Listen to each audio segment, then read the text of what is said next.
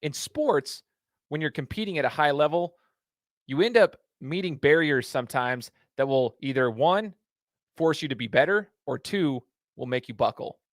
It's the same way in life. Everyone prepares, but then when they hit the barriers, sometimes they buckle and sometimes they push forward. It's like Mike Tyson always says, everybody's got a plan until they get punched in the face. Today, though, I'm bringing on a guest to the show who has experience in helping you break through those barriers, break through those thresholds so that you can excel. You don't want to miss this episode of the Game Time Guru. So, what time is it? Game time! This is the Game Time Guru podcast, where I interview sports figures from all over the world to help deliver a panoramic view on sports. So whether you're a former athlete, one of the crazies, or simply a casual sports fan, this is the perfect show for you as we peel back the curtains and learn from our guests every single week. I'm your host, Shane Larson, and I'm helping you see sports through a different lens.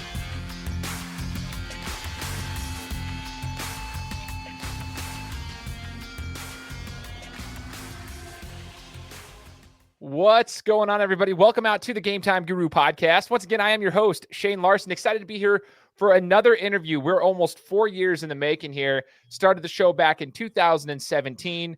We are almost fully 4 years in the making. Hit 88 countries, 56,000 downloads so far. And it's due in large part to all the people who have supported the show, all the guests who have been on the show, and the sponsor of the show, 208 Printing. Got to give a massive shout out. 208 Printing, they take care of all of my merchandise. They take care of all the needs that I have for what I want to do to advertise, my hats, shirts, whatever. So if you guys need stuff done for you as well, go to madeby208.com. Whether you're an entrepreneur, you run a business, if you're an athlete, whatever it is, you have a brand that you want to get out there, go to madeby208.com. 208 Printing will get you taken care of.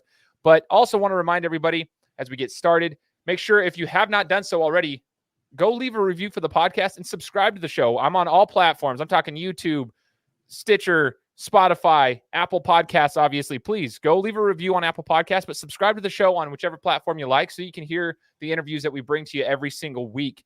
As the show continues to grow, we want to make sure that everybody can hear the stories of the guests. And today, just rolling right into it, we've got an amazing guest on the show. I mean, we're talking, he's an author, a retired executive, triathlon coach, ultra distance runner. He's a teacher at heart. I mean, it won't do it justice. We got to hear from him, but I'm telling you, he's got a lot of titles here. His name is Jeff Gaura. Jeff, thanks so much for joining the show. Hey, you're welcome. Yeah, I'm excited to have you here, man. So first things first, you almost died, huh? What happened with that? Well, that's a great bridge. So how are you? So what happened to your mother when you were growing up? It's kind of one of those kind of questions. No. So when I sold my business and I started doing a lot of high adventure stuff, I would say pretty rapidly within the course of about 6 months, I had two near-death experiences. One was happened while I was leading a trek. I was a subcontracted guide on the side of Mount Everest, and I got dengue hemorrhagic fever, just dengue fever. And I didn't know I got it. I thought I was experiencing some sort of a mountain sickness or equivalent event, but I lost the ability to, breathe reasonably. Had just nonstop itching and scratching. I couldn't sleep, fatigue, no hunger, no thirst. I had to get a helicopter transport back to Kathmandu. Had my blood tested at a local lab right there that didn't have either electricity or running water. Wow. And they came back with, oh, by the way, you have dengue fever, and there's a 10% chance of mortality on this. Would you like fries with that? Wow. Because, everything we hear about COVID having a 2%, 3%. This was 10, and I was in a country where the hospital I was in didn't have running water or electricity. So I made the executive decision to evacuate, and I got a flight back to the United States, saw my general practitioner literally daily, and I was able to recover from that. Oddly enough, the time off was just wonderful for my body. It healed tremendously. And you hear stories of people who get dengue, typically not in this part of the world. The other part of the world, it's, pretty quick. They go on ventilators, permanent damage to their lungs and what have you. I managed to escape literally all those permanent effects from dengue, which is pretty nice. Wow. The other event I had last April, and this has been pretty well published and it's documented on the internet. Tens of thousands of people have read about it and what have you. But I was descending off the Blue Ridge Parkway, and one of the skills every cyclist has to learn to get good is what I like to call learning how to descend like a bat out of hell. Right. So, you've got 1 square inch of rubber in contact with the front tire and 1 square inch of rubber in contact care of the back tire. So you don't get a lot of freedom to screw up. It's not like I'm a race car where I have 4 wheels, or a motorcycle where I've got, half a square foot of contact with both my front and rear wheels. So if I hit a piece of gravel, it's a bad day. Well, I went into a hairpin turn descending, and I was going pretty quick, and I couldn't make the corner. And I hit my rear brakes as hard as I could, but I kind of saw what was happening. So my front wheel hit the edge of this ancient bridge made back during the CCC days, I believe. But the side of the bridge was made out of stone. It was like a foot tall. And my rear wheel just somersaulted over my back wheel. And I just did somersaults in the air until I landed at the bottom, which was a river about 30 feet below me. And I hit onto some bedrock right next to the actual flowing water itself. Fortunately, my bike did just like the people in training told me. The front forks hit first, and they shattered, and they absorbed all the impact, and my front wheel went flying off into Yaya land. And my chest slammed into the handlebars. My legs, my hips were just perfectly intact. Oh, by the way, I broke 7 ribs and got what's called a pneumothorax, meaning my right lung separated from my rib cage. So I really couldn't talk. Breathing was challenging at best. I had about a minute before I was going to go into shock. I could tell that from being a Boy Scout. And my left arm worked. Both my legs worked. And I knew from my days of teaching rock climbing that you really only need 3 appendages to safely rock climb. So I climbed out of there, climbed up the embankment 30 feet back to the edge of the road as fast as I could, because I knew the area where I was in didn't have any cell coverage. And most certainly you couldn't see me from the road. There was no way a car driving by would be able to locate where I was at. So I knew if I didn't get out of there, it was kind of a game, set, match. And I climbed up and I just laid down on the side of the road. And fortunately for me, a car came along. And this guy who was in the car, I don't know his name, but he took ownership over flagging down the next 2 cars to try to get some help for him. He sent 1 car up the mountain, another car down the mountain until one of them got cell coverage, and then they were going to call 911. And unfortunately for me, there was an ambulance at the bottom of the valley who was just hanging out waiting his next call. So when 911 came, they were already on the road that I was on. So they zipped right up and picked me up. It's 10 to 15 minutes. I don't know. I was in shock at that point. But yeah, they put me in a stretcher and hauled me to Hospital 1. Hospital 1, tickled me under the chin and said, "Oh, this is so cute. You have too many broken bones for us to handle. So we're going to send you to the next hospital. Thank you very kindly. Good night." And they put me right back on the ambulance with a bunch of x-rays and a CT scan. And I went over to the trauma ward at the next hospital and spent the next 4 days in there in the trauma ward with all the substance abuse people. It was interesting to be in the trauma ward because although everybody in there had experienced trauma, I was one of the few who was mobile, meaning everything from my hips down were fine. So I could get up and walk around each day and see people and talk to the nurses and stuff like that. But because it was April and everybody was scared to death that COVID was going to be the next Spanish flu or whatever, I couldn't have any visitors. It was just me and the nurses and the occasional doctor and the respiratory therapist for about 4 days there. So between those 2 events, I very much got a chance to reevaluate ideas like, what does adventure mean? What does safety mean? What's life mean? How do I want to proceed? I was only, early 50s when I retired. And during that, I was 54 when both of those events occurred. And so I felt like I got, 20, 30 years left. And I'm kind of grateful in retrospect that both of them happened back to back, because it really validated the need to make sure I live life and not let life be lived for me.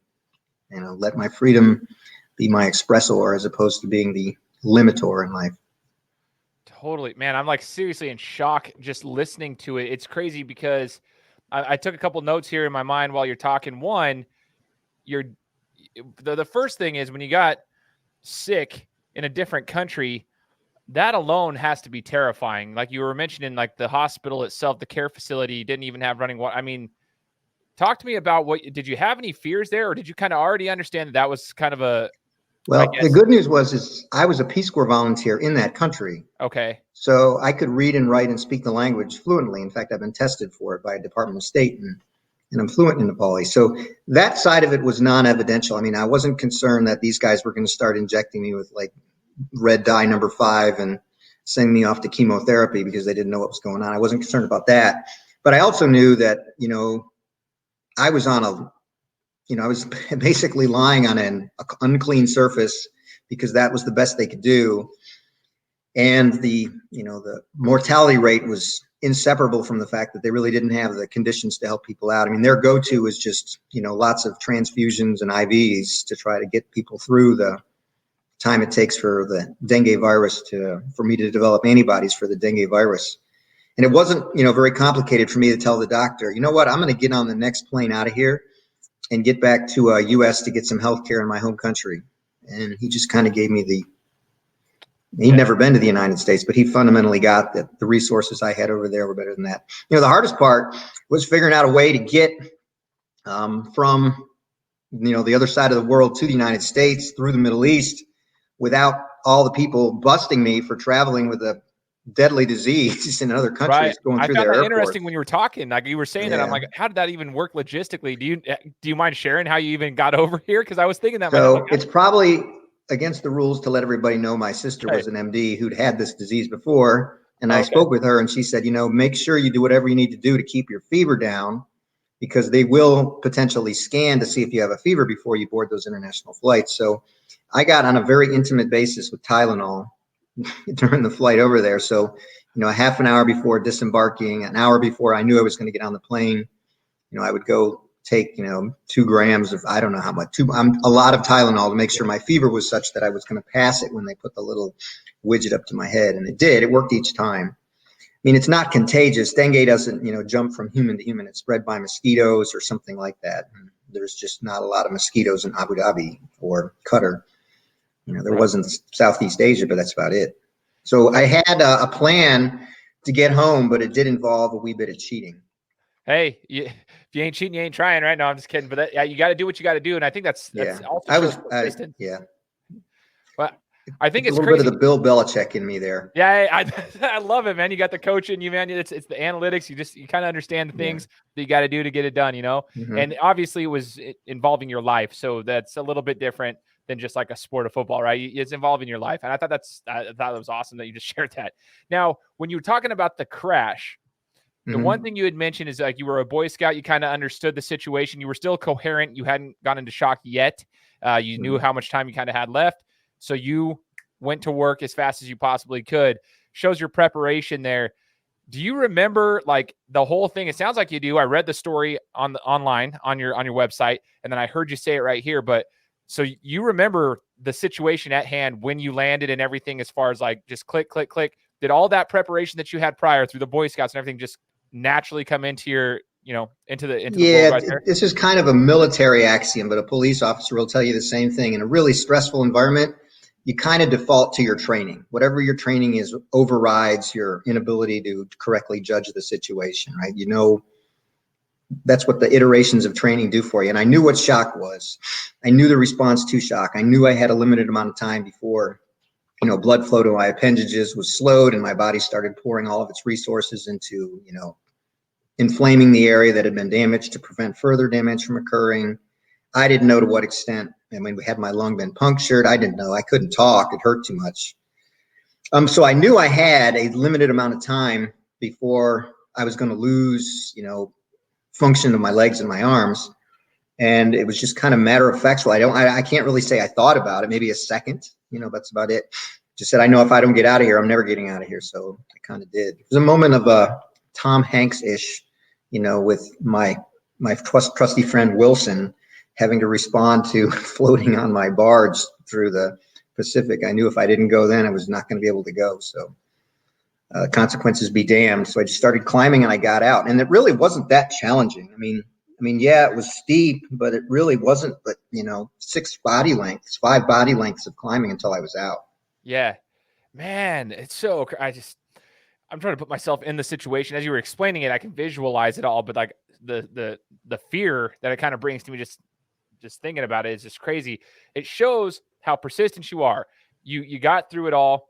And I'm sure, like you just said, it kind of probably gave you a new perspective on life at this point and like what you can bring and just what life means to you and everything. You just kind of explained all that. Now, I want to get into the discussion with you, Jeff, about like your coaching. I mean, you coach triathlon. Sorry, you're a triathlon coach. So you're training these athletes and you're training them. And I'm sure I want to get into this discussion too, because as I've trained as an athlete myself, a former boxer, former basketball player, and now I like to do long distance running. Now I'm not a professional at it. I just like to do it. It's pushing my body to new limits. I understand now, though, even in all sports, you do meet, you have these barriers. You're training triathletes, essentially. You're training these athletes to push their bodies to limits, and you have some experiences like this that you can pass on to the next person.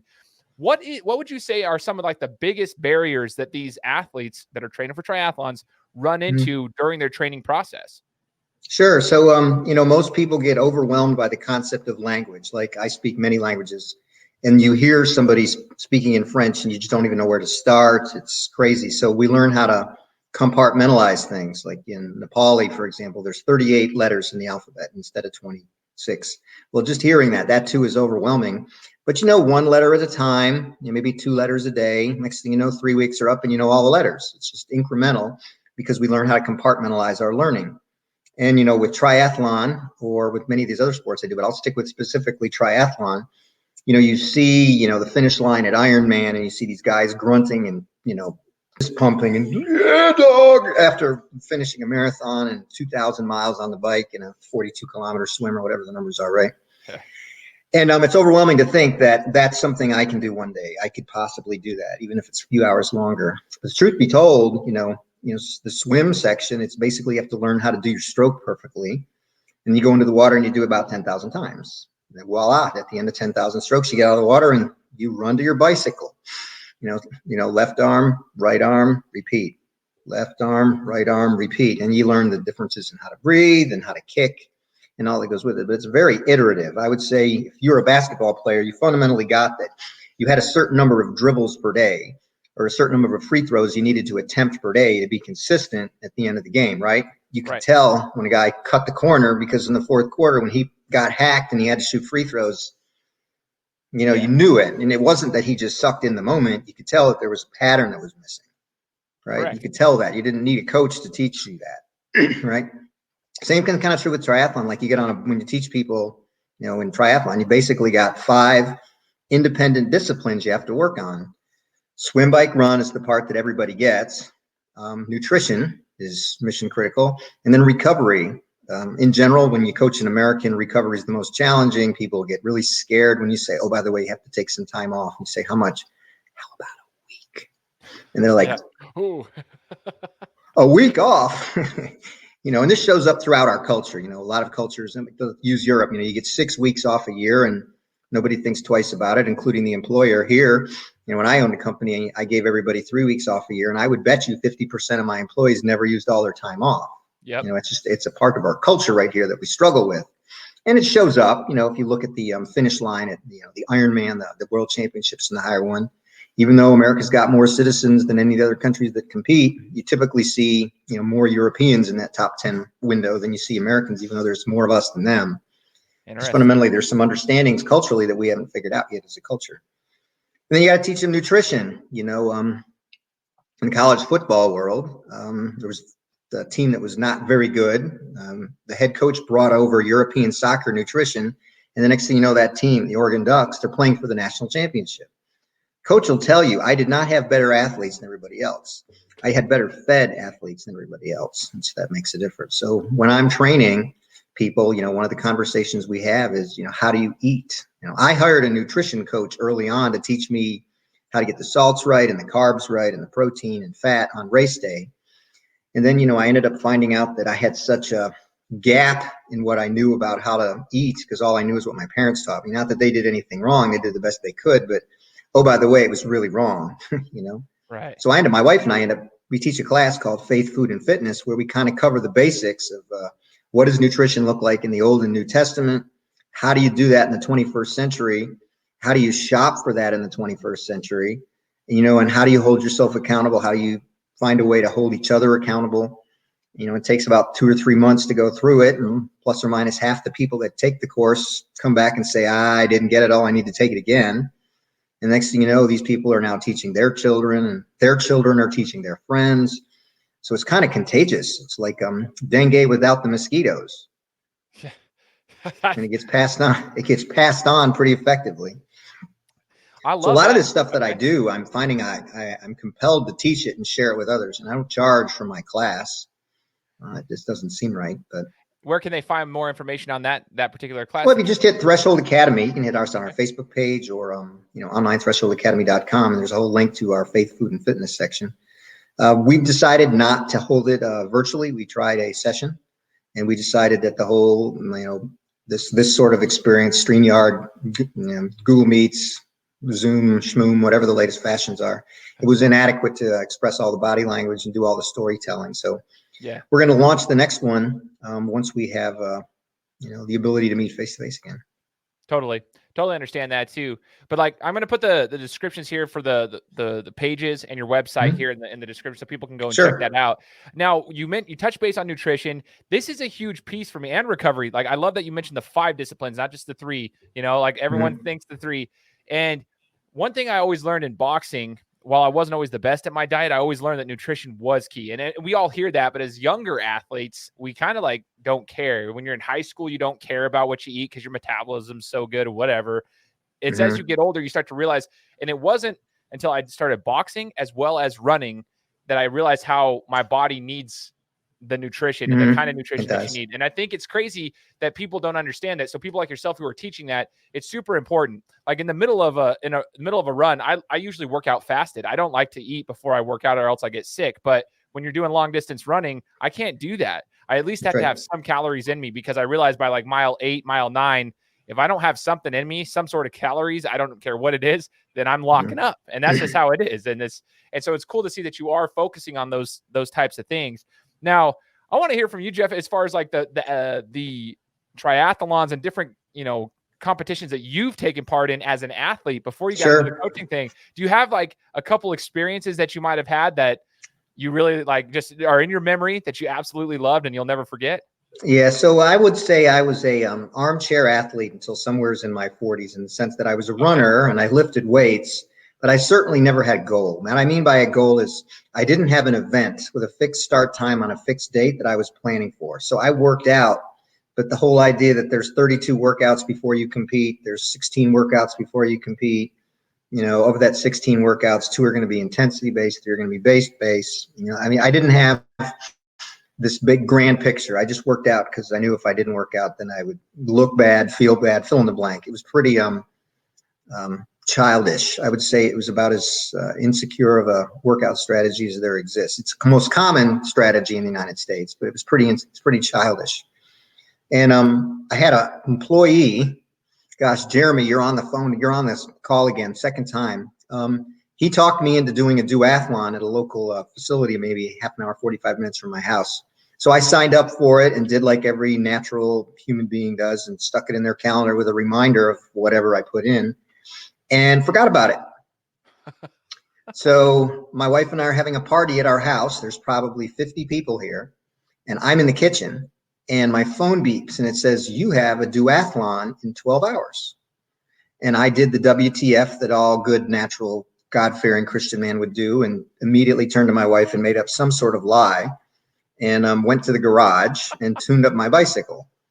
I had to oil the chain and pump up the tires and stick it in the back of the pickup truck and dust off my helmet because I hadn't ridden my bike in weeks, and load everything up as best as I thought I needed. I didn't do any nutrition.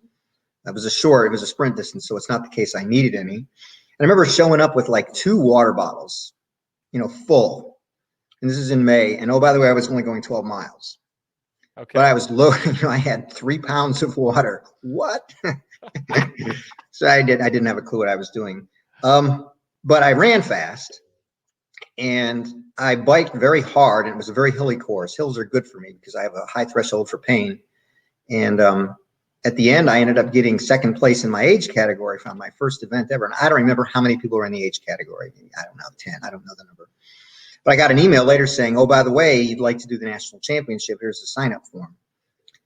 And I thought, I do need a goal. And I know what happens if I have a goal with a fixed time and date. It's like the SAT. It's like graduation in May of whatever year I graduated. It means something when you have a time and date associated with your target. So I said, I'm doing this. So I signed up for the national championship, and I was able to look myself in the mirror and say, you don't know what you're doing. And I went to a local store and I asked the lady behind the counter, I said, I need somebody who's pretty good with people who don't know what they're doing. And they said, we know the person for you. And so I got introduced to a very small but highly experienced woman named Sharon. And she was very comfortable working with people types like me. She's forgotten more than I know, as far as I'm concerned. She's been doing triathlon since I think Abe Lincoln was assassinated. It was the first one she did. And she held my hand through the process of getting ready, helping me with my workouts as best as she could. And I got injured going into the buildup for it. And I had an event in my right foot such that there was pain between some of the toes. It turned out to be I forgot the Morton's neuroma was what it was called. I had to get cortisone shots, so I couldn't really run that hard. So I spent a lot of time focusing on the bike, and all these endurance sports, aquathon, aquabike, triathlon, duathlon. The longest portion of the race is always the bicycle portion, right? Right. Swim and the run are secondary in distance compared to that. So it wasn't that bad that I couldn't run as hard as I needed to because I was focusing on the bike. And I did well enough at the national championship to get a Team USA slot. And they said, congratulations, you can compete at the World Championship in Spain. Well, I thought that was the bomb. Being a CEO of a high-tech company, I went to a lot of my vendors and said, why don't you sponsor me? I'll put your logo on my uniform, right near my name and my country. So I managed to get other people to pay for me to train for and compete in the World Championship. And this is probably my best story so far on the exercise side of the thing. My Morton's neuroma did not heal in my build-up for the World Championship. I was getting shots in my foot of steroid injections and stuff to try to get ready. And even 2 or 3 days before, I couldn't really run 2 miles without pain. I was have to take Tylenol both before and after to get through the thing. So I didn't show up at the World Championship with a lot of expectations. But when the gun went off, I believe there was 68 people total in my segment of the race. And about 1 minute in, I was in last place. And you know how I knew that? I turned around and looked back, and the only people there were the videographer on a motorcycle and the ref who was looking for people who were cheating on a motorcycle. And that was it. I had everybody else was in front of me, and I mean everybody else. And that's when I kind of said, what do I do? The temptation in that moment when you suck and you have evidence that you suck is to stop trying, right? And that thought was right there. I mean, it was right on my forehead, tip of my tongue, whatever you want to say. And I had a down-to-earth moment, and I said, I don't need to be last. I'm not the worst guy here. I'm sure of it. So I started the process that I teach my athletes this, about reeling people in. So I remember the guy who was in 67th place was a guy named Hernandez. And the only reason I know that is we all have to have our name and nationality on our butts. Okay. So people behind you can see you. So it has your name and your nationality. And his said ESP for Spain, España. And so I just reeled in Hernandez. I went, at my threshold, if not a little bit more, and got in front of him enough to slow down and just leveled off at another pace. And then I went after another guy. He was an Italian. I went after an Italian and I got him. Then there was a Mexican. I reeled him in. Then the Japanese person. And I just kept passing people repeatedly until I got near the end of the race. And I was behind the champion of South Africa. And he and I were entering the stadium with maybe 400 meters left before we hit the finish line. And I said, come hell or high water, I'm going to finish ahead of this guy, regardless of whatever. And I remember drafting him. I didn't even know that drafting existed in running until I was half a meter behind him for a minute. And I realized that this really does work. I was finding that I was putting out less effort to maintain that pace than I otherwise would. And when we hit the final turn, I don't know if you saw the movie Spinal Tap or not, but there's a scene in there where the band guy turns the knob on his guitar, his guitar's amplifier up to 11. He just got a knob that went from, instead of going from 1 to 10, it went from 1 to 11. Same thing. And I remember thinking to myself, I am turning my knob to 11. And I turned it to 11 and I lit up and I ended up beating this guy by a couple of seconds, few digit number of seconds. And when I crossed the finish line, I was so used to the spirit of competition, the spirit of pairing that my gut was just, I faulted in my training, was to turn around and say, good job. Well, he swore at me. Effing Yank is what he called me. Oh, wow. And I was like, oh, this is a real competition. I guess that's why they call it the World Championships. And I was hooked. That was it. It's like, I want to keep doing these things, man. This is great. This is just fantastic. That is. And so I've done like 10 world championships in a couple of different disciplines now, a couple of different distances, specifically with duathlon, because that's the sport I'm best at. I'm not a good swimmer, but on the bike I'm pretty good, and on the run I'm pretty good. So that's good enough for me. What an awesome story, though, man. Like, I'm sitting here, it sounds like a movie for real. Like it right? in and of itself. You talked about the mentality, Jeff, of like, you wanted to quit. You're kind of like, that happens a lot to a lot of people, whether it be business, whether it be athletics, whatever it is. They train, they work so hard, then all of a sudden they get punched in the face. Like Mike Tyson always said, everybody's got a plan until they get punched in the face. That's right. Fair. My question is this. I mean, obviously that's your skill set. You're coaching people to get through these thresholds, these barriers. Right. What are some of the tips, without giving away the house essentially, but what are some of the tips when you hit that level of like, and it's at a high level, like you're in a big time setting, world championships, it's a real thing. You want to quit. What are like some of the tips and tricks you use to get through that? Let me instead of me going on to this hypothetical stage, let me just jump to you, Shane. So what's your you tell me why did you pick a marathon? Basketball and boxing, marathon's got 3 syllables. Those two have 2. Other than that, I don't know what the heck they have in common. Why'd you pick that? I picked a marathon. I'll tell you why, Jeff. Because back in February, March is when I decided I needed to get back in shape. So I started running, and I hate running because it's not comfortable for me at 6'2", 260. I wasn't doing good. So I needed to lose weight. So I did it. I'm 6'2", 220 now. And I finally finished a half marathon, and that pushed me to my absolute limits. And I was like, I'll never be able to do a half marathon. Well, I did it. And as soon as I completed that in September, I was like, I'm doing a marathon in 2021. Like, I needed to see if I can push myself to my next limit. So my goal with running is pushing myself through limits. Like I said, my body has never been tested the way it has. Even in boxing or basketball, never have I seen my body have to, like, my nutrition during training, after training, all the things that you mentioned. I've never been tested to that limit until I started doing long distance running. So I said, okay, let me try to push myself to the next step, which would be a marathon for me. So that's kind of why I'm doing it. All right. So what was the hardest point in that 13.1 mile run itself? The hardest point, I would actually say, is getting to the 10-mile mark, because prior to that 13-mile mark, I had never actually done more than 10 miles. So once I got to that 10-mile mark and I knew I had a 5K left. All right. So speak out loud the sentences that were in your mind at 10 miles. Right when I hit the 10-mile mark, I said, okay, I have a 5K left. Take a sip of water. I've got a 5K left. And that's positive. What about the negative thoughts? What were they? Hopefully my calf doesn't cramp. I'm hoping my calf doesn't cramp. Take some water so your calf doesn't cramp, because I know if I start to cramp, I'm done. So what did you have any? If my calf cramps, then I'm gonna. I didn't, because I was hoping that I wouldn't cramp. Maybe you crushed it, but what was it? What did you think you were gonna do? Suck it up? I was planning on. I kept telling myself, keep moving. So if I cramp, just keep moving. Okay, good. So one of the ultimate things we have to do is have a contingency plan. Okay. Because every race has an A, B, and C effect, right? You know, the A effect is the highest of expectations, win the marathon. C might be, have dinner after the marathon. Now, there's no commitment to going 26.2, but that might be your C effect, meaning I didn't end up in the hospital, right? So, and your B effect. And each of those has a different series of steps that you have to go through, right? If you want to buy a house, there's the sequence: pick a house out, find a way to pay for the house, make an offer on the house. We can go through those whole things.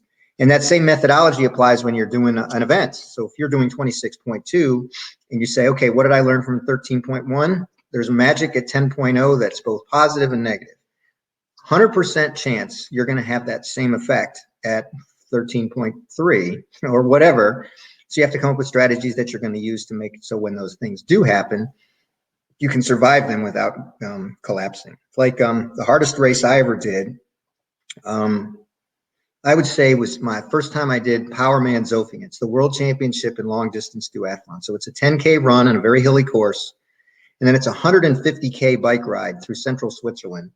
And each of those, there's 3 loops of 50 kilometers. And each loop had 4 climbs, 2 of which were quite real. Meaning when you get to the top of that, you're looking for a massage, your wife, maybe your mother. some warm milk and cookies. I mean, you're just whooped because some of these are really long. And then when you finish that 150K bike ride, then you do a 30K run, and it's on all terrain. So you have some on paved, some on stone, some on rock, some on dirt. And it's crazy hilly, like multiple sections where people walk like everybody walks. I remember watching a video afterwards and seeing the woman who won the world championship. She walked one specific hill that we have to do. She walked it twice, and she still ended up coming in first place overall for all the women. So a plan that includes what do you do if a fail occurs is pretty mission critical to it, because you kind of own how you respond to surprises. But if you don't have a plan for a surprise, that's a bad day, man. You're now resorting back to I don't know what you're going to resort to. So I try to hold people's hands on coming up with a plan for surprises. So in your case, if my concern is cramping, if my concern is this stupid calf, and maybe you don't use the word stupid and you replace that with some piece of profanity. Well, what can you do to make sure Mr. Calf or Miss Calf, whatever you call it, doesn't show up on race day going, you got to get your salts right. Got to make sure your hydration is right. You need to make sure that your salts are right before you have a problem, as opposed to when you have a problem. But then you also have to have a plan in case you do have a problem. Like if it is caffeine, if it is a calf cramp that's coming along, learn how to do a self calf massage in the middle of the race. Figure out how to put your foot up on a sidewalk and learn how to stretch your calf and time it in practice. So that when I have to stop and stretch my calf, it really does take 45 seconds. Because the temptation is to be an American and try to speed it up and try to do it in 8 seconds. I'm going to stretch my whole calf that I know takes 45 seconds. I'm going to do it in 8 seconds because this is my daggone marathon, right? So Those are the strategies that I would suggest if you were an athlete that I would coach to get through that kind of thing.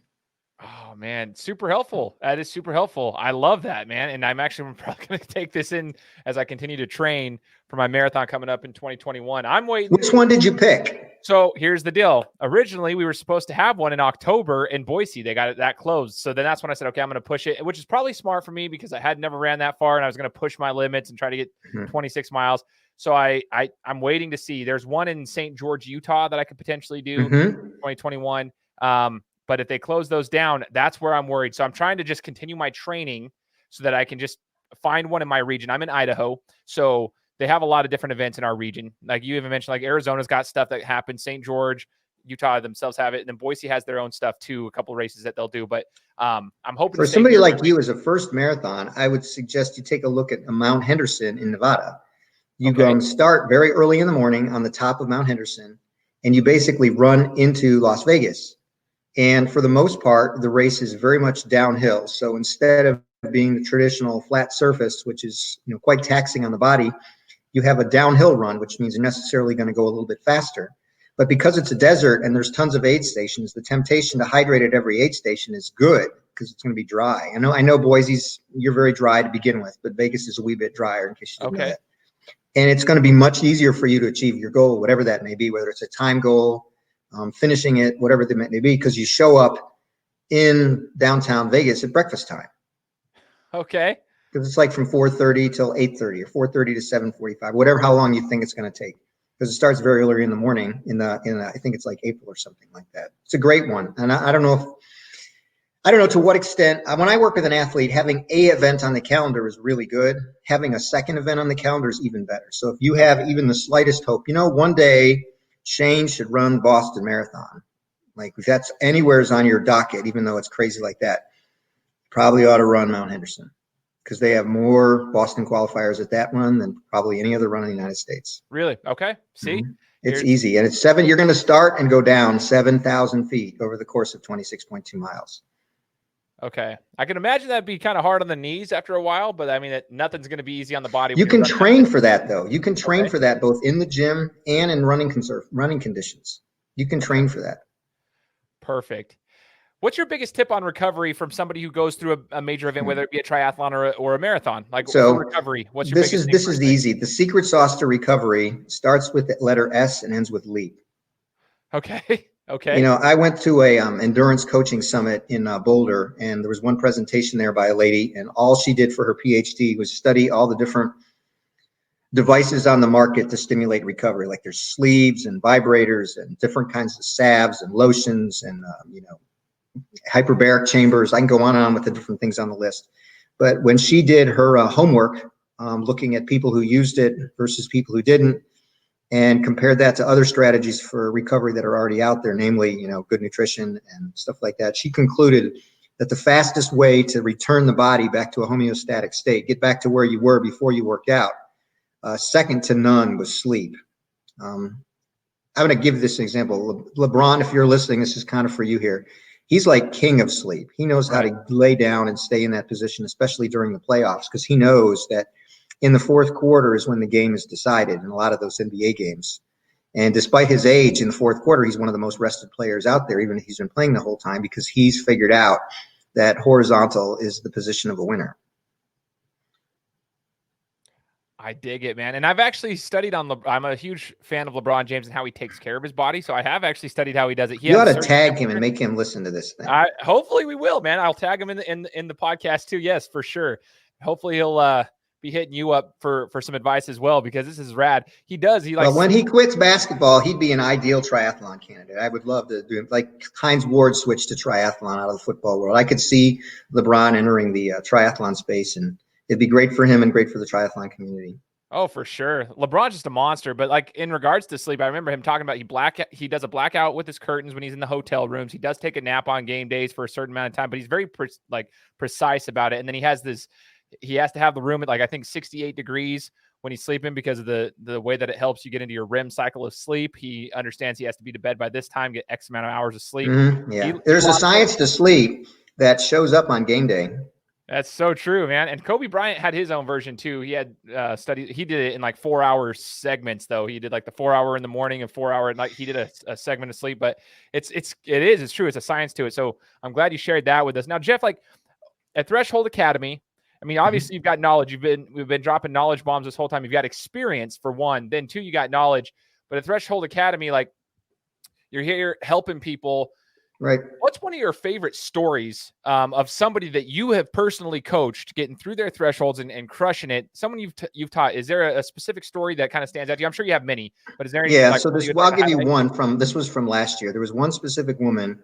She had gone through a lot of just challenging, to say the least, marriages, and she had one husband who ended up, becoming a drug addict, for lack of a better phrase. And she was always in this reactionary responding mode to kind of the men in her life. And she had kids, and she was a school teacher. And she decided, after taking my faith, food, and fitness class, that it was time to do something for her. So she targeted doing a half Ironman. Now, a lot of people think, well, it's only a half. Well, a half is still a 1.2 mile swim, a 56 mile bike ride, and then a half marathon. She was mid-50s. She was a school teacher. She's overweight. And she was keenly aware of all those things, but she was adamant that this is what she was going to do. And in the midst of all of that, she ended up having health issues with both of her parents. So in addition to trying to address her own health to try to prepare for the event, she was taking care of her mom and her dad. And she defined persistence. On race day, she was anxious. She didn't know if she was going to be able to achieve her goals, but she literally did the best she could and never gave up. And I remember seeing her maybe a minute and a half from the finish line, and she was already crying. She could already see that she was going to achieve her goal. She had already visualized the entire event. She had visualized the swim. She had visualized the bike. She had visualized the run. And when she was coming into the finisher chute, I think everybody in our group was crying with her and for her, because we saw that her achievement was great. At that same race, my son got silver. And I would say it was probably a bigger event watching her just finish than it was seeing my kid get second, because I knew the investment that both of them made, and it was very real. But she had way more adversity than my 18-year-old son, way more adversity. And you could see when she hit the finish line what it meant to her.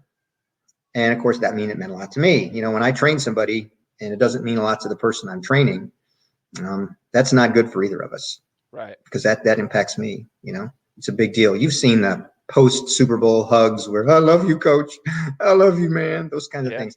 If that doesn't happen, neither of those players generally don't repeat that event.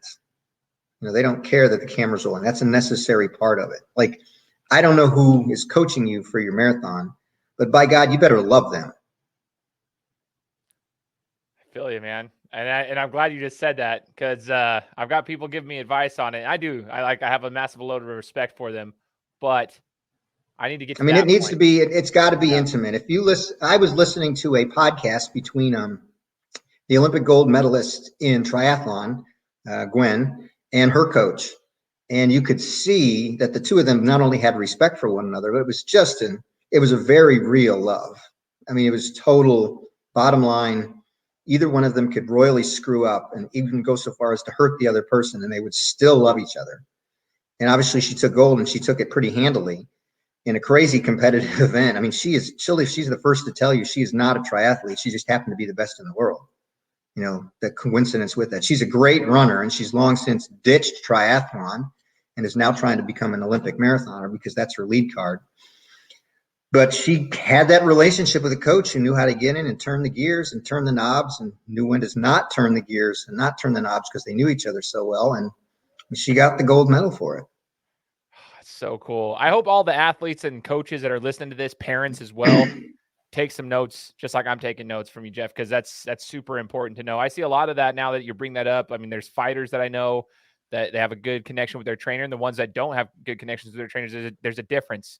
There's a difference in respect, and there's a difference in their performance as well. That's a really cool story too about the athlete that you trained. I think that's super cool. I'm sure you have tons of them too, and you'll probably have way more coming in the future as well. Before we sign off, I want to know, you mentioned you speak a lot of different languages. You've traveled around the world. I mean, that's something that's unique, because not everybody gets the opportunity to do so.